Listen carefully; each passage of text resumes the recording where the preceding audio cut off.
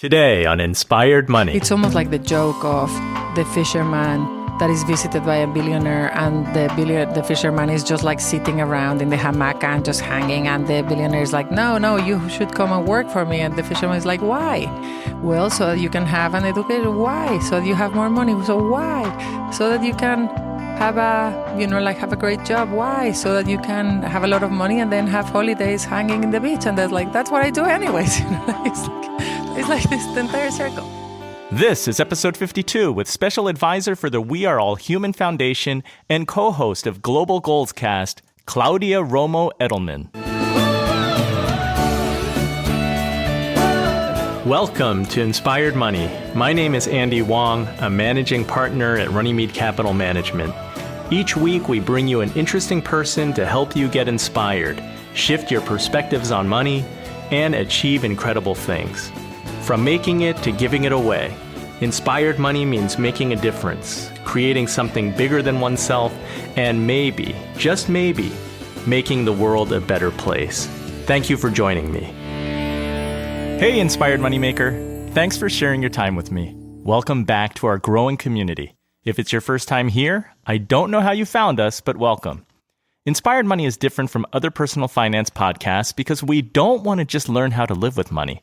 We want to put money and inspiration together so we can live richer, make a greater impact, and make the world a better place. Thank you for being a part of this mission. Today we've got Claudia Romo Edelman on the show. She's an extraordinary person. According to Wikipedia, she's a Mexican-Swiss diplomat who is a special advisor at the United Nations and the We Are All Human Foundation. Claudia herself is an advocate and activist, tirelessly working for social issues and social justice, early childhood development, gender equality, and on diversity, inclusion, and equality. In this episode, you'll learn why you should respect money and view it as energy, the transformation Claudia is seeing in the world because role models of giving are leading the way to saying, I want to use my money to make a difference and to change the world. And lastly, why you should always be trying to shift your perspective, especially today with increasingly divisive news headlines and social media shares. Now let's get inspired with Claudia Romo Edelman.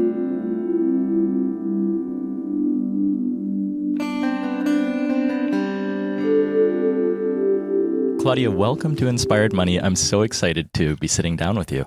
And thank you so much, Andy, for having me. So let's jump right in. What's your earliest childhood memory of money?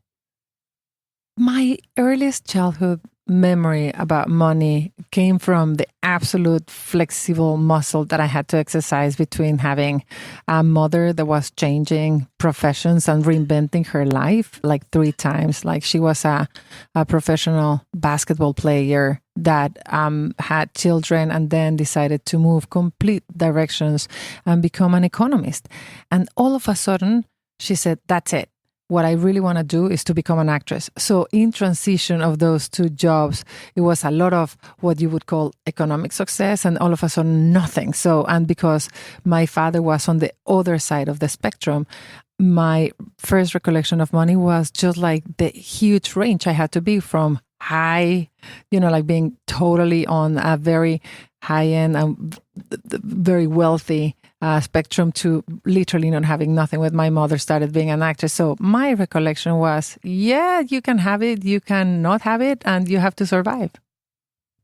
Your mom sounds like a really interesting person. Your dad, I think it must have been a little bit more stable, right? Because my understanding is that, was he in construction? Yes, that's correct. So my father was a civil engineer and had a very steady, very successful career, very square. My mother was a much more round person that was able to say, like, I'm not going to be satisfied with, with this. I want to try more of life. So she's round. So if you would put that together, it would be, if I would be a fruit coming out of my 2 parents, I would be a square watermelon, more or less.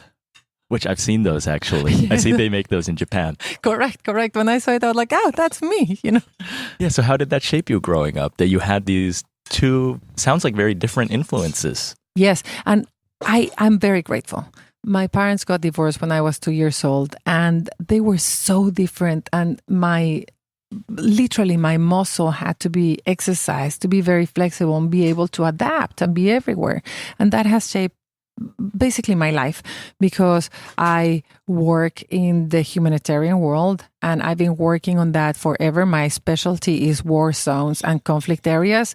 So for me, having the luxury and the privilege to be able to live in New York or in Geneva before and be able to sit down in an amazing restaurant talking to CEOs of a company where I'm trying to convince them to do something, and sitting down in a refugee camp in Africa, it feels the same. You just I learned to be comfortable and be okay with that, and actually have a sense of people and an understanding that success is not measured all the time in the same ways. When I look at your background, to me, I see that you have this expertise in PR, marketing, and communications, and you're blending that with humanitarian social causes. How did you blend those two things? Is it because you studied the former in college and that was sort of like an area of interest for you? When I was 14, Mexico City had a set of earthquakes that shot up and shut down the city. More than 10,000 people lost their buildings and homes and their lives. And we had to go out, and it was a desperate situation, and we had to go and act, and everybody became a volunteer and trying to rescue families and find people. And I recall when I was 14 that I was sweeping zones. We were trying to see whether, cover areas of my neighborhood to make sure that no one was trapped. And we were leaving that zone when all of a sudden the team, the volunteers team was leaving that area, and all of a sudden I heard something. And I was not sure, and I was 14, and everyone else was a grown up in my group. And I just went back, and I was like, I think I hear something, and no one paid attention, and they kept on going. It was an emergency, there was smoke everywhere, and earthquakes probably coming up again. And so it was really hard to grab the attention of anybody.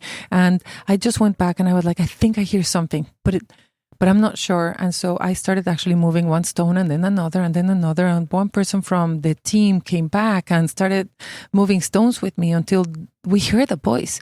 And it was clear that there was someone. And we just got the attention of everyone. And we kept on moving the stones until I saw the eyes of this girl. And she looked at me and she gave me that sense of, you got me right. You're not going to let me here.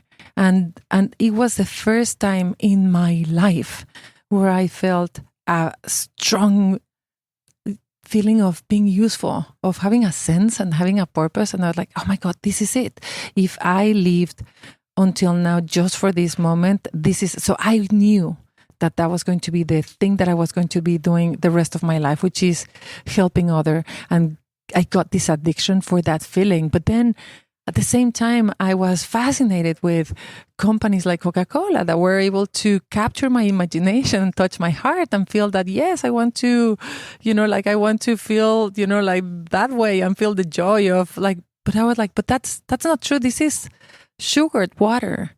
And I'm feeling happy for that. And if I can get that skill set and apply it for poverty alleviation or for education for girls or for things that really matter to the future of my country and my generations and my world, that's where I got stuck. And so marketing for social causes was the thing that I did for at least 10, 15 years of my life, until recently when I started moving away from marketing into do more direct advocacy and more leading into change. Wow, what an intense moment at 14 years old, and pivotal in your life to steer you in this direction. But the interesting part is that the more I work in this world, the more I know everyone has had that moment when they reach a point in which they feel successful in the traditional way, that they reach their, their position economically, they reach their position at work-wise. Everybody has that moment in time, that experience that I had, that girl looking at them in the eye, like the way that that girl was looking at me in the eye. people that have reached the pyramid, if you want, have that moment in which they say, like, I have to give back. I have to do more than this. I have to be able to do more than money. And how do I use my money to make that change is what is interesting. I think that you have a very unique perspective in that moment when she looked into your eyes and you felt that powerful sense of purpose, this fulfillment of helping someone, having that important role like here on this earth. But then with your interest in marketing, it's going to tend to be more commercial success, right? If you were working for a corporation and doing marketing and communication. So how do you reconcile, given your different experiences, what is successful, external success versus internal success? And where does money fit into that idea of what is success? For me, since that moment, since I was 14, I recognized that success was what made me happy. What I got addicted to that. Like, I just like to finish the earthquake story. Most people started going back home and stabilizing their lives after a week, and school started going back to teaching and so on. I couldn't get out of there. I mean, like, they literally had to kick me out after 3 weeks, and my mother was like, "That's it. Now you're going back to your life." Because I just felt that is the feeling I wanted to reproduce every day. You were still searching? No, we were doing, and then I discovered leadership there. For example, I discovered that as a 14-year-old, my life never put me in a position where I could show my strengths or even realize what were my strengths. And I realized that I was very good at mobilizing people, having them follow me, motivating them, and leading them. As in, like, okay, that's going to be the corner of the shelter. Here's where we're going to be putting the food. And the other part is that I realized that's what I wanted to feel. As in, like, I had money in my life before, and that didn't make me feel the way I felt that. So I defined success as doing what I wanted. And I was privileged enough to live my life towards that end. And you know, like, in a way, be thinking that the measurement of my own success was not similar to what other people were doing. So I've been challenging what people consider success for their lives through my own experience, because I just like doing what I'm doing, which is making a difference. For me, having an impact is having success. Through my career, I've seen how important the measurements of success are and how wrong they can be.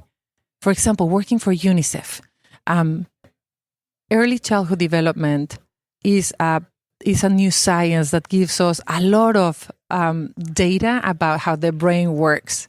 And a lot of the brain is based on experiences that are richer than academic scores. And nevertheless, parents would think that they are great parents if their kids have incredibly high academic scores, as if that would be the only way to measure whether you're successful as a parent or not, and whether you're successful to provide your kid with the best brain and you know, like, emotional growth ever. So I think that by talking to schools, by talking to parents about, like, wait, there is more than the academic scores. There's play. There's emotional intelligence. There's you know, like, having a life free of stress. And that's what I'm doing right now. I'm working with organizations like Arianna Huffington, Thrive.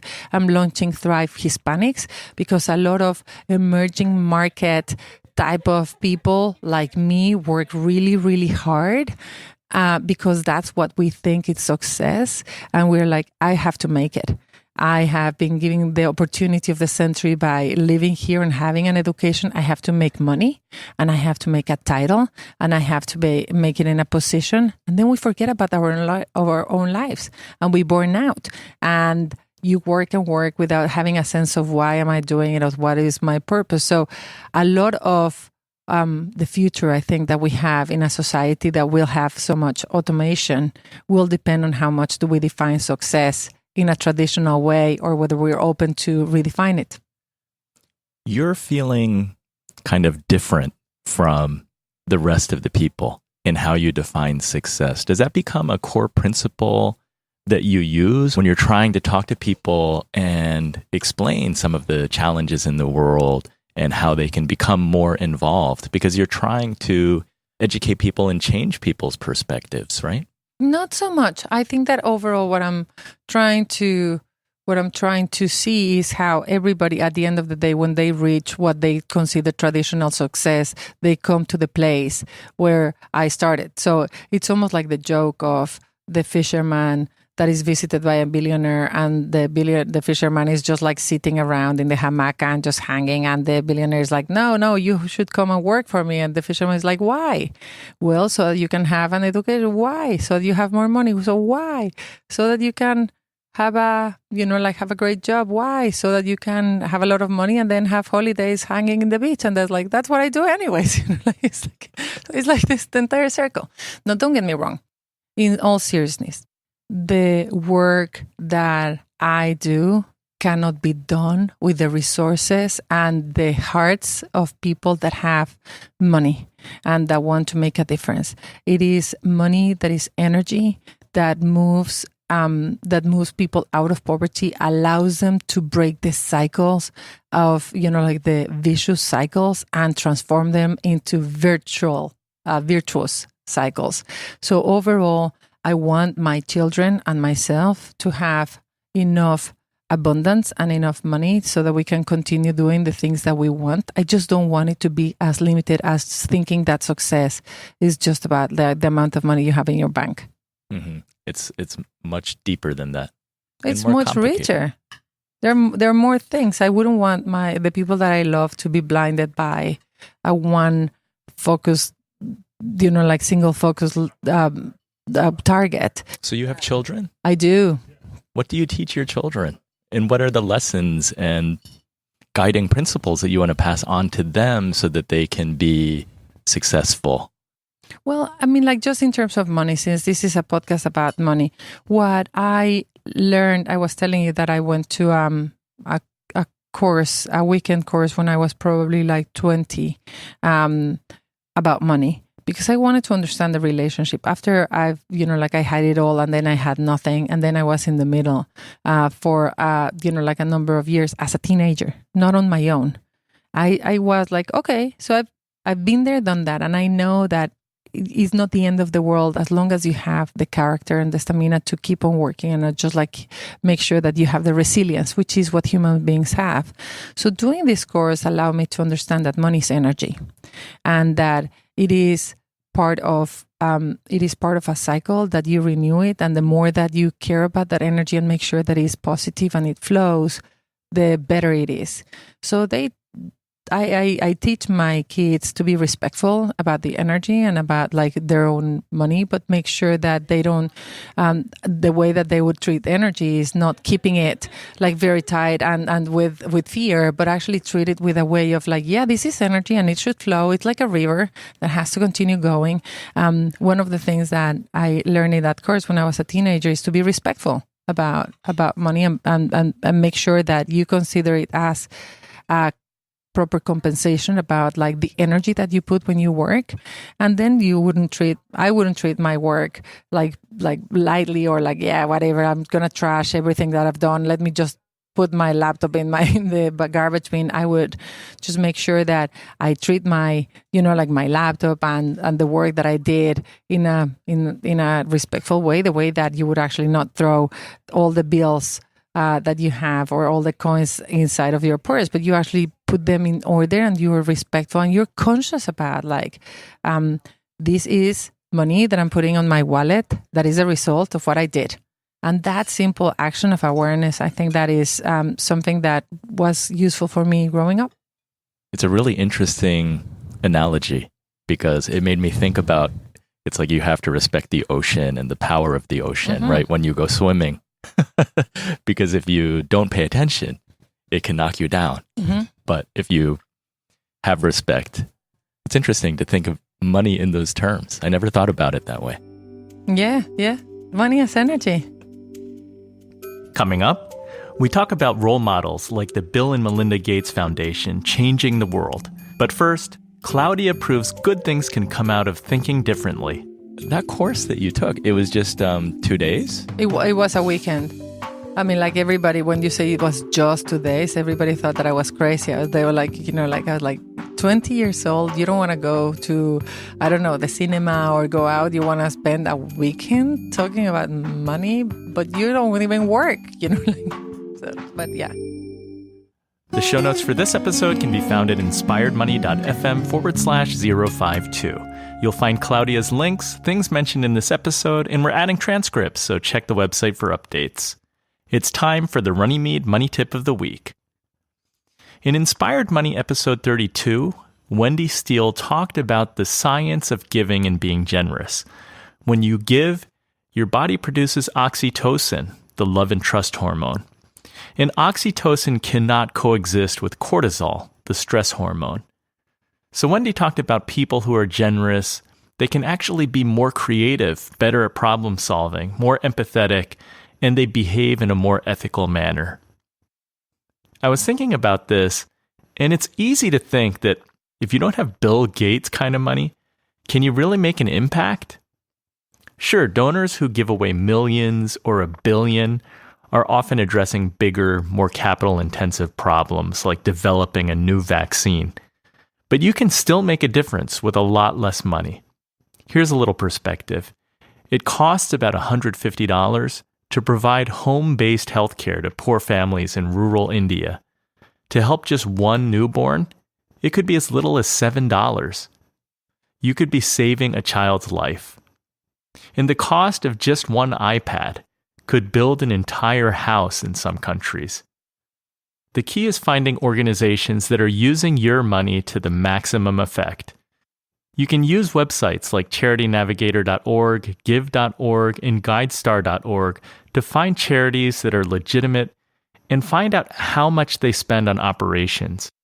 Other sites like myphilanthropedia.org focus on particular issues that help you judge which organizations have the most impact and cost effectiveness.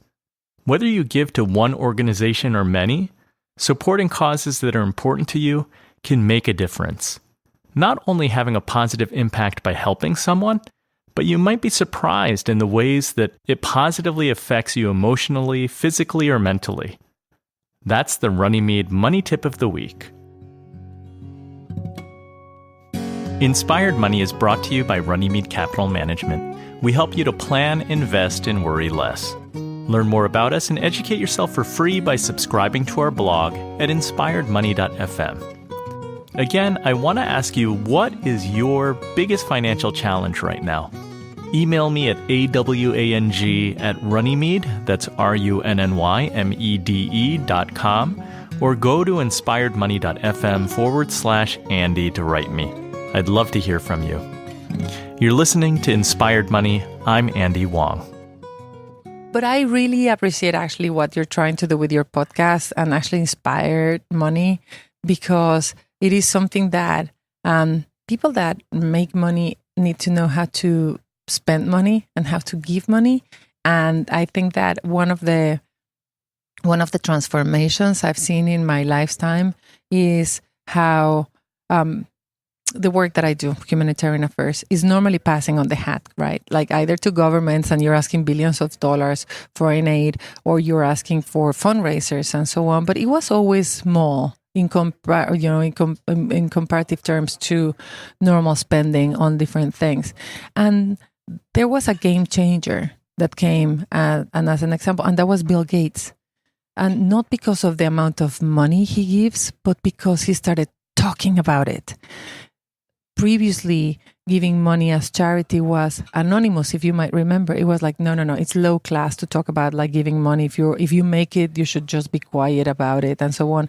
And that made the work that I do very hard, because people just didn't want to, just the people didn't want to talk about what they were giving. When Bill Gates created the Giving Pledge and got Warren Buffett to say like, we want to give a lot of our fortune back, guess what happened? Domino effect. A lot of other people said like, oh my God, I want to give it too. And instead of actually coming out as a show off or as like as a lack of manners, it incentivized and changed the game that made it from the M to the B, from the millions of dollars to the billions of dollars that now are circulating, supporting other people through micro credits and cash transfers, and actually supporting big issues like migration and girls' education and health. So that was a very inspired money changer for me. And you see that trickling down as an example so that even smaller donors can look to that and be inspired. Yes, 1,000%. In Mexico, there's a person that says, I want to be like Bill Gates. I want to be the Mexican Bill Gates. There's one in South Africa. There's one in Nigeria. There's, like that. When role models matter in the positive and in the negative. And we have to have more role models saying, I want to use my money to make a change and change the world, or I want to use my money to enjoy it without any guilt. Yeah, one of the cool things about it is that it's also social, because it's like Warren Buffett was inspired. And then to some degree, they almost challenge each other. Like, how can I do better? Because they look to each other as examples, right? Warren Buffett will say, wow, I really love what Bill Gates, what the foundation is doing. And I want to be a part of that too. Yes, absolutely. And again, just going back to the role models and how important it is. The sole reason why I created a podcast, first of all, I'm a podcast junkie. I think that podcasts rock. I've been like an early adopter all my life for organizations. 10 years ago, I started saying we have to go into social media. I created the first ever blog for an international organizations. I created the first Twitter account for, the refugee agency. I was always on the edge of things. And I know that podcasts were late in coming in my world. But overall, I am 1,000% devoted to, and I'm a believer that podcast will grow, and it's the level of convergence and the level of trust that podcast has compared to other media is incredible. And so if you match that passion towards podcasts with my sense of oh my God, we need more role models. We need to express, we need to showcase, we need to highlight what people are doing that can inspire others in any front. I created a podcast called the Global Goals Cast, which talks about the progress we're making as society and highlights the stories of the champions that are making a difference. Some of them some of them you don't know. A lot of people might not know that Bill Gates did that action, and by putting it in your podcast, now you're actually creating an inspiration to someone else. And I think that that's one of the reasons why talking and showcasing people making a difference is so important. When did you launch the Global Goals Cast? We started in January. We went to the World Economic Forum in January in Switzerland to launch the first podcast that we do with partnership with 12 UN agencies, more than 45 non-for-profits, where our media partner is CBS Digital, and we're distributed by Panoply. And it's for me, this has been an incredible venture. I use it to mobilize to create change. But by doing that, I go and create content and then use it as an offline trigger to trigger of conversations to make sure that decision makers are aware, are on the same page, and feel like, oh my God, we're making progress. We should keep on doing what we're doing. And launching it in January, we have more than 12 episodes right now. We were lucky and happy to see that, our podcast is not called Sex, Drugs, and Rock and Roll, or How to Grow Weed or something like that. This is about the global goals. And by having been number one worldwide twice on Apple, it's a great sign that there's a market. There's a market for good news. There's a market for purpose. There's a market for people want to know who's in which side. And if I'm a consumer, I want to know where to buy. And if I am a voter, I want to understand an issue as opposed to be fearing and taking my decisions based on fear. So it's great. For me, it's a great experience, but also it's a great news to know that people care. What is the association with We Are Human Foundation? Because I know that you are involved there as well. Mm-hmm. And when I go to your podcast website, I also see... Which you love. Yes, I love it. I do love it. Because I think that there's overlap in Inspired Money and your show, because we're trying to speak to people who are having a positive influence. Yes. Yes. So We Are All Human is the foundation that produces the podcast. We Are All Human tries to remind people that we belong to the same human family. Everything that I've done, and I work for UNICEF, the Global Fund, the UN Refugee Agency, the World Economic Forum, you name it. I mean, like, been there, done that in most of global affairs. But as much as I believe we're making a lot of progress, there's one thing that scares me, which is that divisive language is getting traction. And getting traction from the top down, and getting traction at the, influenced by social media and technology that allows you to be anonymous, but also puts you in a bubble, and you think that the world is what your feed gives you, as opposed to knowing that the algorithm is just bubbling you and making silos against you. And the problem with that is that if you forget that we exist and we are part of the same human family, a lot of the things that I've been working on might go back. A lot of the progress we have seen as society in trying to get women at this, women in the same room and getting vaccines out. There's everything that I've done can be challenged if we don't remind ourselves that we are in the same human family, that we are all human. If there's a hurricane that would come today here, it would not distinguish if you're a Democrat or a Republican, if you're tall or short, if you're like a CEO or a receptionist. We're all human, and the world is, is interconnected in a very important way. And that's why this foundation has as the core mission to try to remind people that we're one, and it produces the podcast, the Global Ghostcast. How do you think is the best or most effective way to battle that, growing divisiveness that we see today? Even the media is trying to get people's attention, and usually negative headlines, people will click on it, and that will sell advertisements. Is it just as simple as saying, "Look, we're all human. We have to work together"? It's a muscle.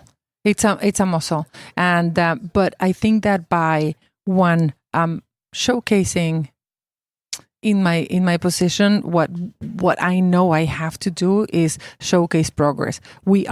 If you would be a baby willing to be born out there in the space, and you would say, like, where do I live? Like, should I be born in, like in the Middle Age, or should I be born now, or any time in history? There's no better place than today to be a human being. We have made more progress in anything. There's more women voting. There's more girls in schools. There's more kids vaccinated than ever before. There's less wars. There's more electricity, more everything. So we are in a winning path. And if you believe that, then you're like less depressed and think that you're going to act based on fear. Cool down.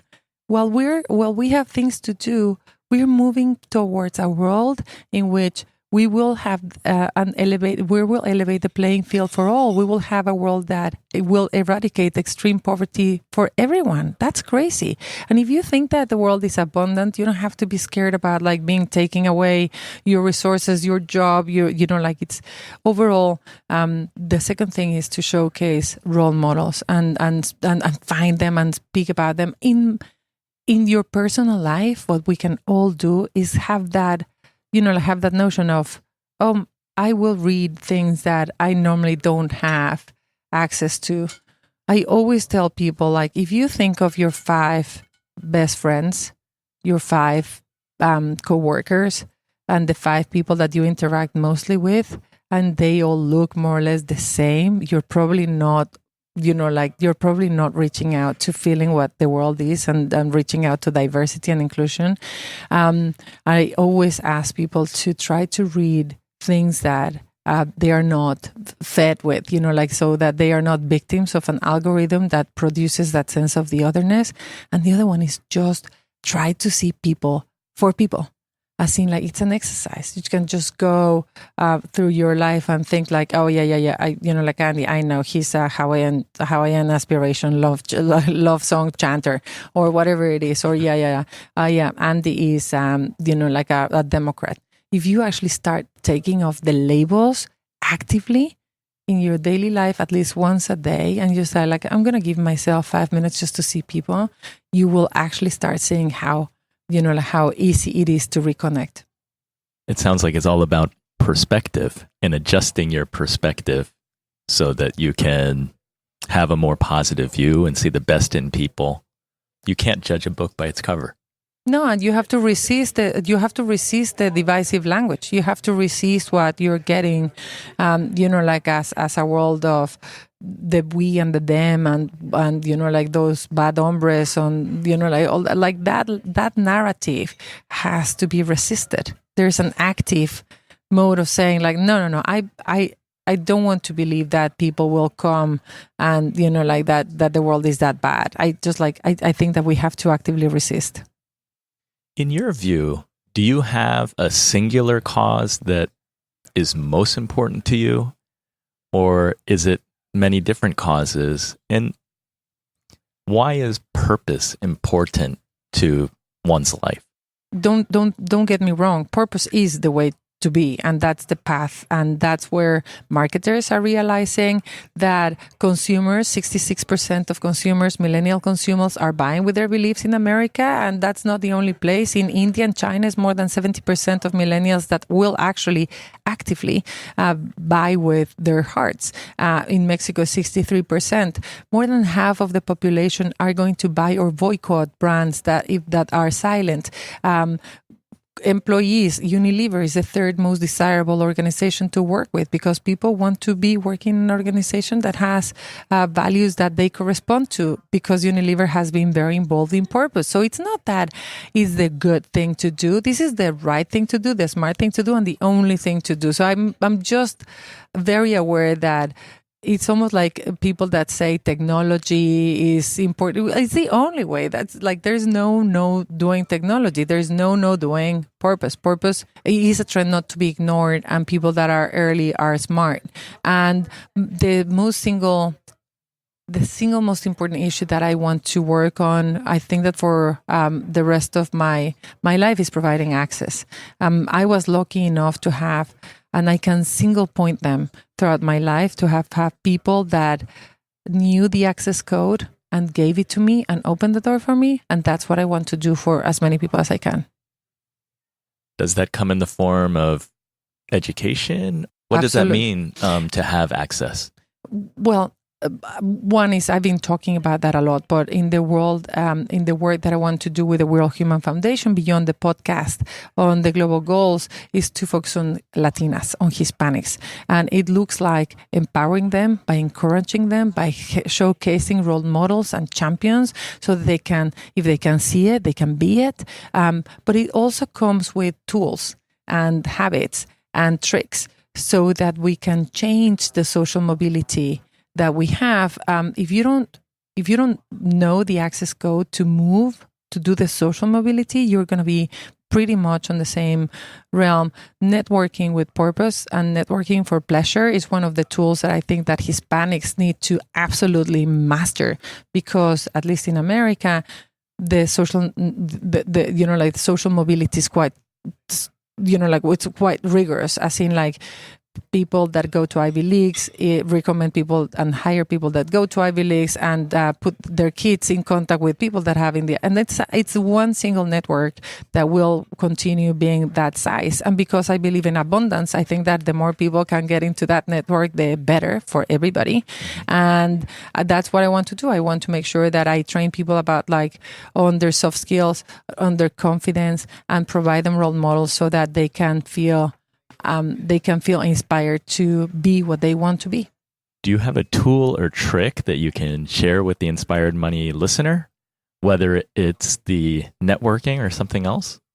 What I would like to tell your audience on Inspired Money is that you're listening to this podcast probably because you care about how to use the resources you have and use them wisely, and how to give back in a way that inspires your life. And I would say just keep doing that, because just the intention of having a purpose, just the intention of doing money and use it wisely and consume with pleasure is amazing. So, for example, if you want to buy something, buy it from place that is going to give money to another organization like Product Red or Tom's, and there are thousands of products in the market that you can choose from and make your selection also based on, like where you can feel proud about what you're wearing, what you're buying, what you're reading. Yeah, so you can vote with your dollar. Vote with your dollar. Well, thank you, Claudia. Thank you for sharing with us today your really inspiring story and incredible background, all the good work that you're doing. Where can the Inspired Money listener follow you and learn more about you and listen to your Global Goals Cast podcast? Yes, the moment arrived. Thank you for asking. All right. So I'm trying, I just started a sabbatical from the UN 4 weeks ago. So now I can be vocal and open up, which is something I never did. So I want to build my social media profile. So if you can follow me on Instagram, I'm Claudia Romo Edelman, the Global Goals Cast. Subscribe in iTunes, Spotify, or wherever you get your podcast from. And thank you so much for having me.